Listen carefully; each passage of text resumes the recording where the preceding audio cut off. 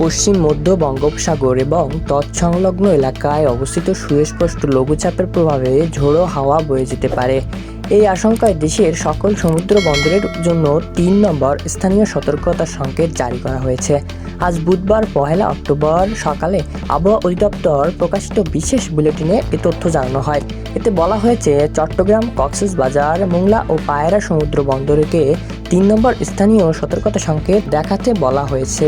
বুলেটিনে আরও বলা হয়, উত্তর বঙ্গোপসাগরে অবস্থানরত মাছ ধরার নৌকা এবং ট্রলার সমূহকে পরবর্তী নির্দেশ না দেওয়া পর্যন্ত উপকূলের কাছাকাছি এসে সতর্কতা অবলম্বন করে চলাচল করতে হবে।